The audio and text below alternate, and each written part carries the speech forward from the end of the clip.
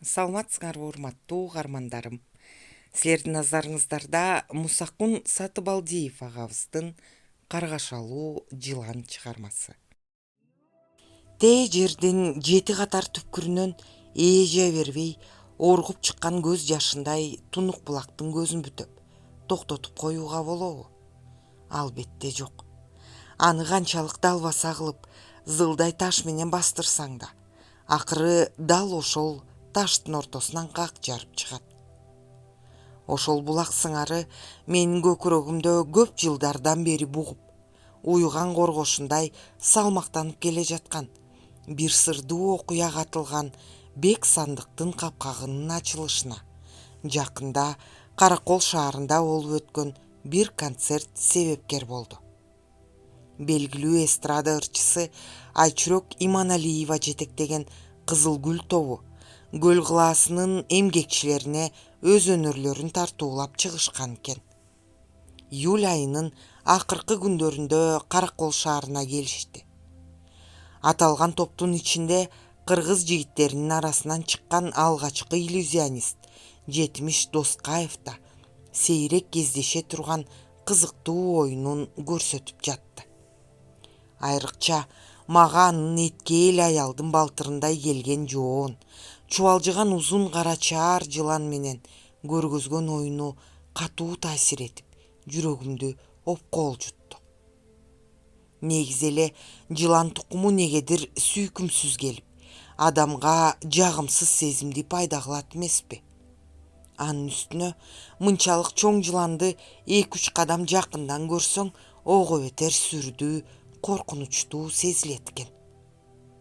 Жетимиштин мойнуна оролтуп бөпөлөгөн килейген жылаанын карап отуруп, бейиши болгон атам менен энемдин жана айылдаштарымдын, саруулуктардын бир тобунан уккан чоң кара чаар жылан менен байланышкан, бир чети кайгылуу, бир чети сырдуу окуяларды кайрадан эстедим.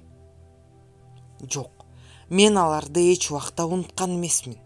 Жөн гана көкүрөк түпкүрүндө кеч күүгүмдө бүлбүлдөгөн шам чырактай элес булас болуп, бул жалгандын кыйчалыш жолдорунда мени коштоп келаткан эле.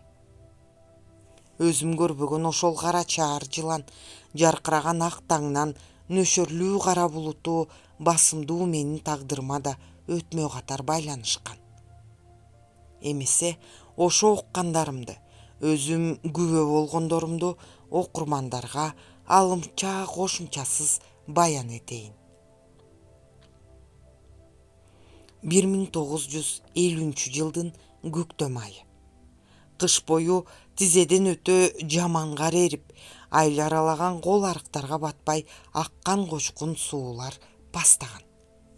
Кемпир чалдын буттарынан кепичин чече талашкан көчөдөгү баткак кыйлата орсуп, айрым көчөлөр кадыресе кургап калган.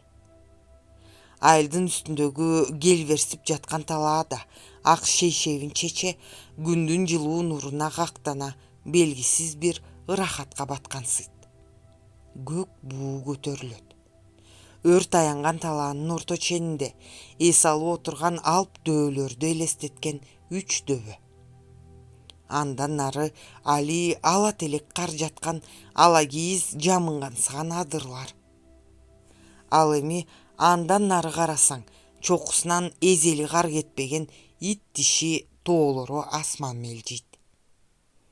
Кылымдарды койнуна катып, катмарланган мөңгү бетинде күн нуру ойноп, караган адамдын көзүн жалтантат. Тиги чоң сайда жууку суусу кыштата күрткө алдында жатып тумчукканынын эсесин эми чыгаргандай алда кайдан добуш сала күрпүлдөйт. Ага ободогу таңшыган торгойлор кошулат. Кооз канат калдыркан көпөлөктөр эми жаңыдан көз жарган жоогазындардын улам бирине учуп конуп, өздөрүнчө тирүүлүктүн ырахатына чаба курушат. 3 дөбөдөн жогору жууку суусун жакалай орун алган айылдын кырманы боло турган. Аны чоң кырман деп коюшчу. Бирок анча деле чоң эмес. Анан эмнеге андай ат алып калганын ким билсин. Ошол кырмандын жогорку тээ күнчыгыш капталындагы таш кыянын жакасында эртеден бери эрбеңдеген бир топ караан керле кетмен чаап, талаа бетине арык салып кулак байлап жүрүшөт. Алардын дээрлик бардыгы аялдар эле. Буга таң калуунун эч кажети жок. Далай жандын өмүр шамын жалп өчүргөн каргыш тийген согуштун жеңиш менен аяктаганына 5 жылга аяк баскан. Чакан айылдан кан майданга жооп эттеп кетишкен жигиттердин 200дөн ашыгы тууган жерге кайра кайтышпады. Көпчүлүгү кыз келиндердин жүрөгүнө чок сала караган жайнаган көздөрүнөн, ойдом коруп, тоону томкоруп кое турган колу буттарынан биротоло ажырап келишкен. Кудайдын буйругу менен аман эсен кайтышкан айрым адамдар колхоздун орчундуу жумуштарын өз ийиндерине жүктөшүп, жеңил желпи дегендери жалаң аялдардын мойнунда. Баса, ушу жумуш жеңил болбой жемирең калсын. Бел созулукта кетмен чаап, арык казуу тал чыбыкта ийилген назик денелүү кыз келиндердин кыла турган иши быга түгүн. Арга канча турмуш кысымына моюн сунушка туура келет тура. Бирок буга кейип нааразы болгон жан жок. Себеби батыштагы алоолонгон өрт өчүп, ажал издеп ызылдап учкан ок жетип, адамдар жеңиш кубанычынын деми менен жашап, ошол дем менен бөксөнү толтуруунун, жыртыкты бүтөөнүн камында шымаланып, жан үрөп иштеп жатышкан. Ошол дем тигил аялдарга да арка жөлөк болгондой, арча менен жоогазындын көңүл сергиткен жыты келип, жаз илеби менен кошо көөдөндөрүндө кандайдыр бир шаң, кубаныч сымал сезим агылып киргенсийт. Алардын арасында керез да бар эле. Ай күнүнө жетип көз жарууга чукулдап калган болчу. Эртең менен жумушка чыгаар маалда араларынан бир аял ага: "Сен ыраңын асып кыйналып турасың, бүгүн ишке чыкпай эле кой, талаада төрөп коесуң" деп эскерткен. Бирок агам уйган эмес. Арыктын өзүнө бөлүнгөн жерин бүтүрүп коюп, жакага биротоло кетүүнү ойлогон. Жакага түшпөгөнүнө 15 күндөй болуп калган. Кечинде күйөөсү келип алып кетейин десе да көңүлсүнбөгөн. Иштен качкандай болбойн деген ниетинде. Эми ар бир шилтеген кетмени оорлоп, жерге араң эле кирип атты. Бүткүл денеси талыкшып ооруп, бели сыздап чыкты. Чекесине муздак тер куюлду. Жаны жер тартып жаткысы келди. Аялдар андан бир топ алыстап кетишкен экен. Анын кыйналып чыкканын эч кимиси байкабады. Кетменди арыктын кырына коюп, сендиректей басып, төмөн жаканы көздөй жөнөдү.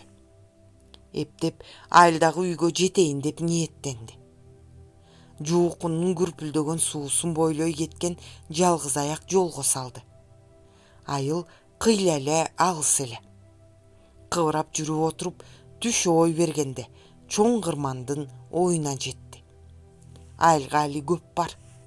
Күн батканча 3 дөбөгө да жете албасын билди. Бараткан жолунан чыгып, чоң таш жолго түштү. Колхоздун бирин-серин машинасы же арабачан бирөө жарым өтүп калаар деген ойго жетеленди.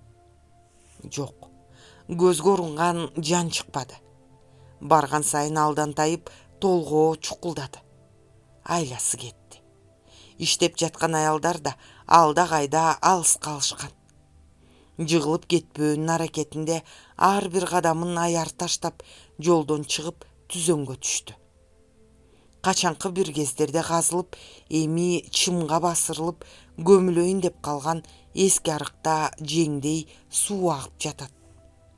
Нары арыктын имерилген жеринен чоң түп чий, анын этегине жайыла өскөн көк чөптү көрдү. Ошол жерге барып кыңайды. Чий бир топ бийик экен. Кадимкидей көлөкө түшүп турат. Бул жер жолго да жакын эле. өтүп бараткан бирөө сөзсүз көрмөк. Күн улам ылдыйлап баратты. Бир окумда жалгыз түп чийдин түбүнөн баа деген наристенин үнү жаңырды. Бул үн сайдагы күркүрөгөн добушка, ободогу торгойлордун шаңына кошулуп, мейкин талааны аралай чаап жөнөдү. Жаңы гана жарык дүйнөгө келген ымыркайын эски кемселине ороп, дарманы кеткен жаш келин жалгыз түп чийдин түбүндө отурду. Бул анын экинчи перзенти эле.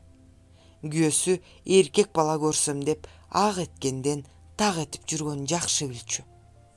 Кудай анын тилегин кабыл кылып эркек төрөдү.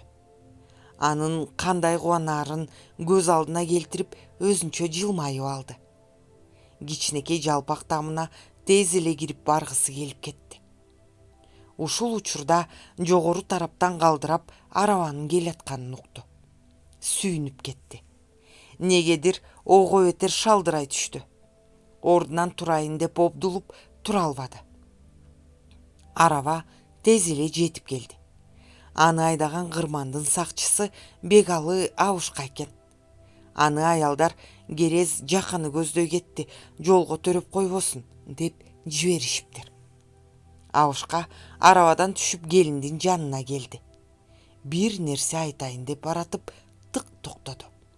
Жүрөгү шуу этти. Денеси майда калтырак баса түштү. Баласын бооруна кыскан келинден 2 кадамга жетпеген жерде чийдин каптал тарабынан бир чоң кара чаар жылан башын жогору көтөрүп келинди карап туруптур. Анан ал башын жай буруп Абушканы карады. Анын ирмелбеген кара топчудай жылтырак көздөрү Абушканын көздөрү менен чагылышкансыды. Көптү көргөн кыраакка Абушканын үшү кетип көзүн жумуп жиберди. Көп турдубу, аз турдубу ким билсин. Кайра көзүн ачканда жылан ордунда жок эле. Көз ирмемдин ортосунда болуп өткөн бул окуяны этек жеңин кымтылап аткан келин байкабай да калды. Колундагы ымыркайын бооруна кыскан боюнча Абушканын жардамы менен арабага отурду да айылга жөнөп келишти. Ошол келин менин энем, ал эми бооруна кыскан ымыркайы мен экенмин. Бегалы Абушка энемди үйгө алып келгенден кийин атамды жалгыздатып алып мындай дептир: Асаке, уулуң төрөлгөн жерден аялыңды башын көтөрүп карап турган чоң кара чаар жылан көрдүм. Аялың коркот экен деп айтканым жок. 15 жылдан бери ошол жолдон өйдө төмөн өтүп жүрүп андайды көрбөптүрмүн. Эмне үчүн аялыңды же балаңды чагып албаганына түшүнбөйм. Деги жакшылыкка эле көрүнгөй эле. Дагы бир жолу алгария атама жолугуп, баягы чийдин түбүн атайын издеп, жыландын эч кандай ийинин таба албаганын айтыптыр. Ошондон көп узабай эле каза болгон экен жарыктык киши. Кыйла жылдар өтүп, мен эс тартып чоңойгондон кийин атам кеп салып калаар эле. Ыраматалык Бегалга арыя айткан жылан тууралуу, адегенде анча эле эс албадым. Ал каза болгондон көп узабай колхоздо көп жыл шоопур болуп иштеген Ишен деген жигит аварияга учурап, арып эле бери келди. Машинасы талкаланды. Ооруканадан чыгып келди дегенин угуп, ал абалын сурап койгону барып калдым. Жакшы тың ийлеккен. Күтпөгөн жерден кырсык чалды Асаке. Ошол күнү эртең менен кампадан жем жүктөп, жаман суудагы малчыларга жеткирмекмин. Күн чыга электе жолго чыккам. Чоң кырмандын оюнан машинага суу куюп алмакчы болуп токтодум. Толгон жерден баягы сиздин уулуңуз төрөлгөн жердин өзүнө токтоп турмун. Ал жердин жөн жайын кулагым чалган. Чоң түп чий өскөн арыктын имерилген жеринен чакага суу сузуп, бери бурула бергенимде жүрөгүм шуу этти. Чийдин түбүнөн чаар жылан башын көтөрүп мени карап туруптур. Жоондугу менин балтырымдай бар, куйрук жагы чийдин арасында экен. Андыктан узундугу канча экендиги билинбеди. Аралыгыбыз анча алыс эмес болчу. Бүткөн боюм калчылдап, эмне кыларымды билбей турдум. Ал былк эткен жок. Жылтыраган кара көздөр менен карап тура берди. Анан артка жылып 4-5 кадам чегиндим. Ал деле ордунан козголбоду. Жыландан көзүмдү албай акырын эңкейип жерден муштумдай таш алдым. Аны менен урмакка колумду жогору көтөрдүм да селейип калдым. Эми эле көз алдымда турган жылан заматта жок болду. Ары бери карап таппай койдум. Ошондон баратып эле эмне болуп кеткенин билбейм. Жолдон чыгып коктуга түшүп кеттимин. Машинама ала салып өзүм ичинде калдым. Деп кобурап отурду ал. Анын сөзүн угуп отуруп бир түпөйүл ойдо калдым. Кийин дагы бир нече шопур кырсыкка учурады. Алардын бардыгы ошол жерден жылан көргөндүгүн айтышты. Бул окуя чакан айылдын баш аягына тарап, адамдар ошол жерден өткөндөн коркуп калышты. Алыстыгына карабастан шопурлар батыш тараптагы чоң жолго салышат. Ал жерден жалаң эле шопурлар эмес, башкалар деле зыян болушту. Даркан айылынан бир чабан бөлүнүп кеткен койлорун издеп жүрүп, ошол жерден өткөн экен. Ат чамбаратып жылан көрүптүр.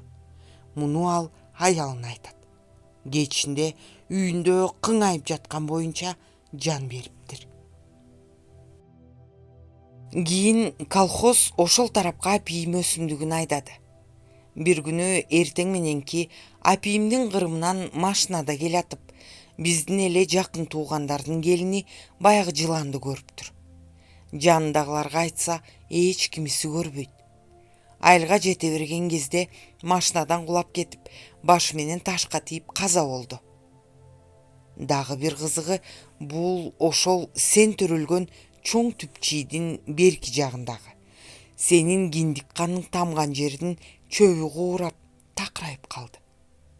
Азыр деле кичирээк боз үйдүн ордундай жер бозоруп, бир тал чөп өспөй турат. Сенин дартмандуу болуп калышыңа ошол жарыктык жердин бир таасири тийдиби деп ойлойм, деп атам буларды 2-3 сапар айтып берген эле. Ал киши 80 жаш курагында 80-жылдын жай айында келбес сапарга аттанган.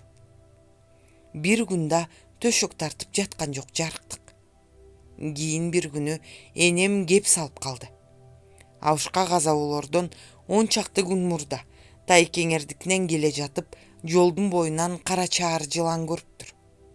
Карап туруп, кошунанын кашаасынын алдына кирип кетти деп айтты эле. Энемдин бул сөзү угуп отургандарга кандай таасир этти билбейм. Менин жүрөгүмө тык этти.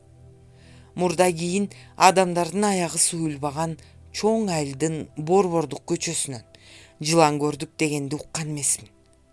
Балким ал баягы каргашалуу жыландыр. Эгерде чын эле ошол болсо, айылга кандайча келип калды? Анын үстүнө биздин үйгө чукул келип, дал атама көрүнгөнүн кандайча түшүнүүгө болот? Мен буга жооп таба албайм.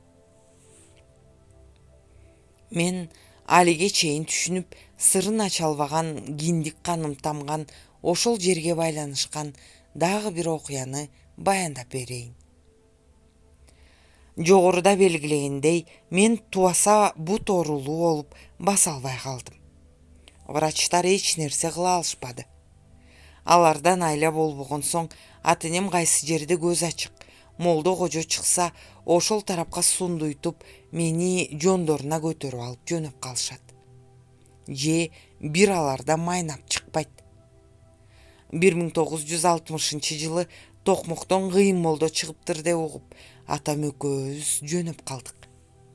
Ал кезде Каракол Бишкек жолунда асфальт аттуу жок. Кичинекей автобустар жүрө турган таш жол гана бар.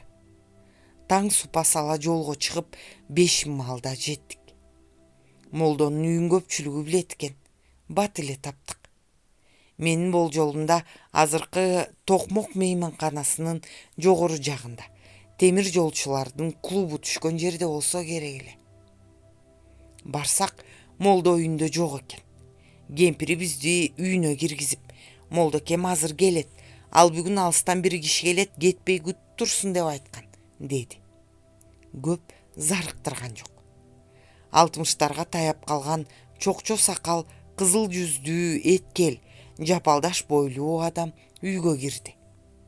Үй ээси ошол экен. Кайдан, эмнеге келдиңер деп сурабады. Жөн гана ал жайды сураштырып отурду. Кеп арасында мен силерди кечээ күнү келет деп күттүм эле, эмнеге кармалдыңар, деди. Чындыгында биз молдо айткан күнү чыкмакчы болуп, бирок кандайдыр бир жумуш чыгып, эртесине калган элек. Мен анда 10 жашка чыгып, көп нерселерге түшүнүгүм жетип калган. Анын үстүнө зээндүү да болсом керек. Анын билип койгонуна таң кала түштүм. Балалык кыялымда бул киши бардыгын билет тура, эми мени айыктырат деген ой пайда болуп, эригип кеттим. Атам болсо эмне үчүн кармалып калганыбызды жайынча түшүндүрүп берди. Кыязы ал дагы таң калды окшойт. Чай ичилген соң алакан отундай калың китебин алып келип, мени маңдайына отургузду. Анан колундагы китебин бирден барактап ача баштады. Аягына чыгып, кайра башынан түштү. Бул көрүнүш 2-3 саатка кайталанды. Арадан 2-3 саат өтүп кетти окшойт. Мен үргүлөй баштадым. Жатып уктагым келди. Бирок аны айтууга батынбадым. Молдону карап отура бердим. Бир окумда мына таптым деп сүйүнүп кеткенсиди. Менин көзүм ачыла түштү.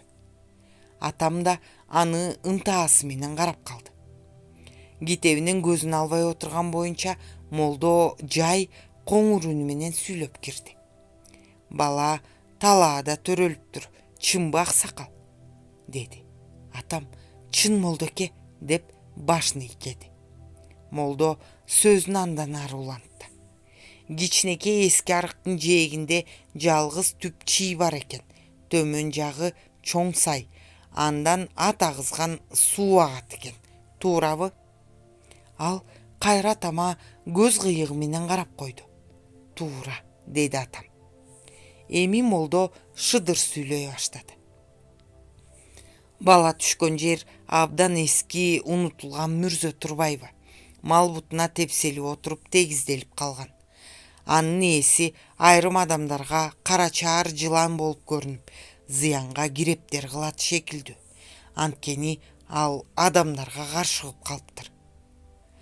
Ал бала төрөлө электе малга гана көрүнчү экен. Анан бала төрөлгөн күндөн тартып адамдарга көрүнө баштаптыр. Ымыркайдын киндигинен тамганган ага кандайдыр бир таасир эткендир. Муну ачык билүү кыйын, Кудайдын колундагы иш. Ошол жерге кара козу союп жыт чыгаргыла, Куран окугула. Кудай буйрса жакшы болуп кетет бала, деп көпкө чейин дуба окуду, дем салды. Бул канчага созулганын билбейм, отурган боюнча уктап калыпмын. Эртеси ойгонуп алып, молдонун мен тууралуу бардыгын ачык билип алганына ого бетер таң калып, акылым айран болду. Өзүнчө бир кереметтүү адамдай сезилди. Атам деле менден кем эмес абалда калган окшойт. Азыр ошол кишиде телепатиялык биотолкундар күчтүү өнүккөн болсо керек деп да ойлоп кетем. Циркте иштеген айрым кишилер адамдын оюн аралыктан билип коюшат го. Ушул сыяктуу эле молдо деле адамдын же менин оюмду билип, өзүнө керектүү маалыматтарды чогултуп, анан аны кайра бизге айткандыр. Антти дейин десең, кийинки окуялардын жүрүшү ойду жокко чыгарып, молдодо чындыгында эле кандайдыр бир сырдуу күчтүн бардыгынан кабар берип тургансыйт. Молдонун үйүндө канча күн жүргөндүгүбүз эсимде жок. Көп эле жүргөнсүздүк. Атам базардан бир кой алып келип сойду. Күндө бир маал дуба окуйт, анысы көпкө созулат. Эртең кетебиз деген күнү молдо баса анын аты жөнү эсимден такыр чыгып кеттир. Кичинекей жибек баштыкка толтура буурчактын данындай көлөмдөгү таштарды дасторкондун четине төгүп атама карады. Бул 90 ташты дубалап койдум. Эртең кетип баратканыңда ар кай жерге 3 ташта. Калгандарын күн чыга элек маалда баланын төрөлгөн жерине күндө бирден ач карын таштап жүр. Куран оку. Теңирим жалгаса балаң басып кетет, деди. Үйгө келип, атам молдонун айтканындай кара козу союп, жыт чыгарды. Куран окуду ошол жерге. Бирок негедир мени алып барышпады. Ниетимде мен да барып, өз көзүм менен ошол жерди көргүм келип турду. Бирок ачык айта албадым. Атам колхоздон бир ат сурап алды. Күн сайын таң кулан эк салган маалда аттанып жөнөйт. Айыл менен Чоңгурмандын ою 6-7 чакырымча келет. Күндө Куран окуп таштайт. Кудайдын куттуу күнү чала уйкулуу болуп, ушунча жол жүрүү жашы өтүп калган киши үчүн жеңил желпи иш эмес экендиги айгине го. Бирок ата-эне балдарынын кандай гана азап тозогуна чыдашпайт дейсиң. Алар үчүн колдорунан келгендердин баардыгын жасашат эмеспи? Ал эми биз ата-энелерибиздин кыйынчылыктарына чыдап, жонубузга көтөрө алабызбы? Ай ким билет. Болбосо мусапырлардын үйүндө күн кечирген кыргыз абышка кемпирлердин саны жыл өткөн сайын арбыбайт эле го.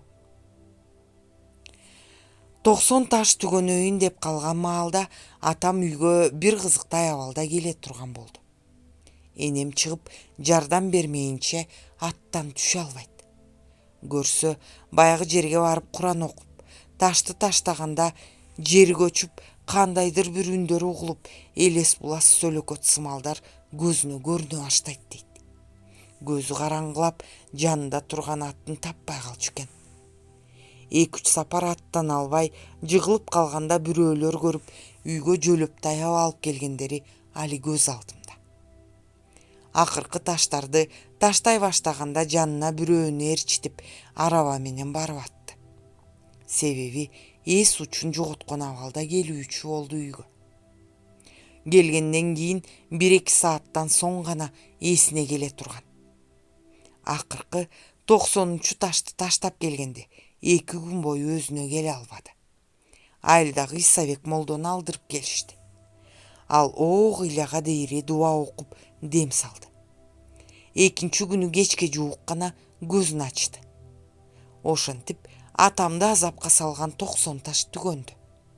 Буга баарыбыз тең кандайдыр бир жеңилдей түшкөнсүдүк.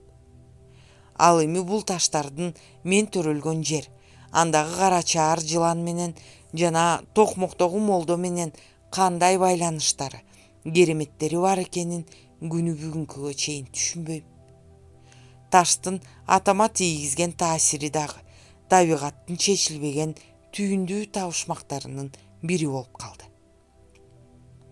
Эмнеси болсо да, ал таштардан мага тырмактай жылыш болбоду.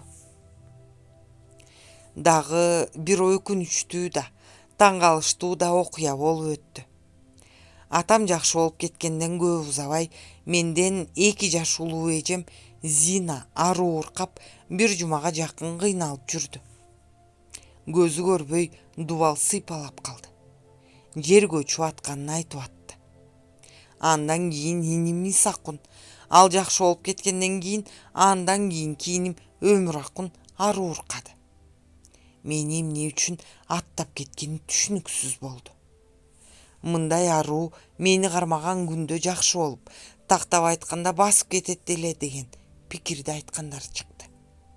Мунун канчалык деңгээлде чындыкка жакындыгы бар экендигин ким билсин.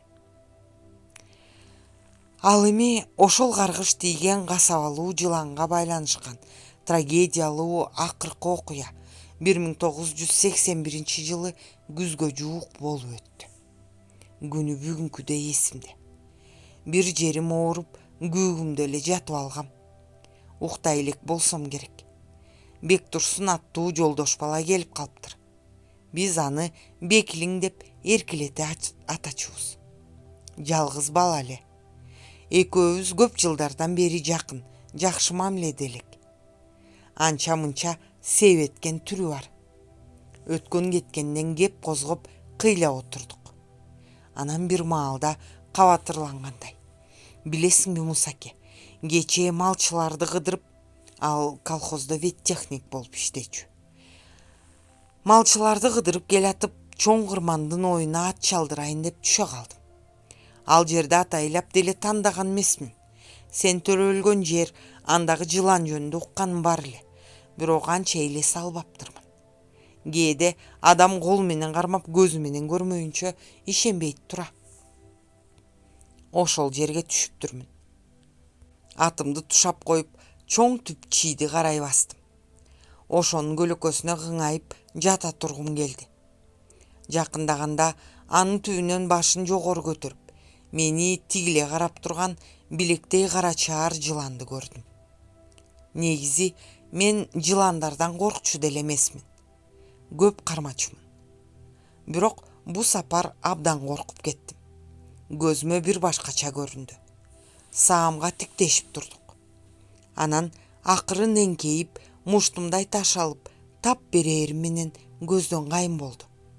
Эгерде сойлоп качса көрөт элем го, ордунан козголбой жок болду. Чийдин түбүн аңтарып, ийинин таппай койдум. Борпоң топуракта сойлогон изи да көрүнбөдү. Куран билбесем да келме келтирмиш болдум. Аттанып алып, артымды карасам, дале карап туруптур. Бастырып жүрө бердим, деди. Байкасам сарсынаага батып алгандай. Бир нерселерди айтып жубатымыш болдум. Ага деле муйубады көрүнөт. Үйүнө чакырды. Негедир баргым келбей мойноп туруп алдым. Кайсы бир жерим ооруп, жаным жер тартып турган. Анын үстүнө эмелек айткан сөзү негедир мени түпөйлүү ойлорго салып, көңүлүмдү огоетер чөктүрүп койду. Мени көндүрө албасына көзү жеткен Бекилиң сууз коштошуп чыгып кетти. Атын короого байлаптыр. Дүпүрөтүп катуу чыкты. Мага таарынып, ачуусун атынан чыгаргандай ойдо калдым. Бир нече мүнөт өтүп өтпөй эле көчөдө чуручуу чыга түштү. Антип-мынтип кийинип тышка чыктым. Биздин үйдөн нары 50-60 метр ченде эл чогула баштаптыр. Эми эле аттанып чыккан Бекилиң бараткан машинага урунган экен. Ооруканага жетпей каза болгонун айтып келишти. Ошондо өзүмчө бир айтып түшүндүрө алгыс азап чектим. Көңүл чөгөргөн ойлордун тепкисинде чайналдым. Бекилиңдин чакырганына болбой койгонум үчүн өкүнүп, өзүмдү өзүм жек көрүп кеттим. Эгерде мен анын атын минип алганымда ал аман калат беле. Чын эле анын өлүмүнө жылан себепкер болду. Кандай каргыш тийген жерде төрөлгөм. Ал эмне деген сырдуу жер. Андагы жылан эмне деген жандык. Деги тирүү нерсеби ал өзү. Эмне үчүн аны көргөндөр соо калышпайт?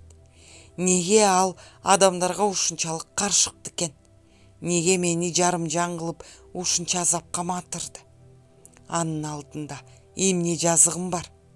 Бирок бул сыяктуу жанадагы жүздөгөн суроолордун бирине да жооп таба албадым. Кудайга шүгүр. Ошондон бери чоң кырмандын оюнан жылан көрдүм деген жанды уга элекмин. Каргашалуу ошол жыланды эч бир пендеңдин көзүнө мындан ары чалдыктыра көрбө деп Кудайымдан 1000 мертебе суранып келем. Каналдын өнүгүүсү үчүн подписаться баскычын басууну унутпаңыздар.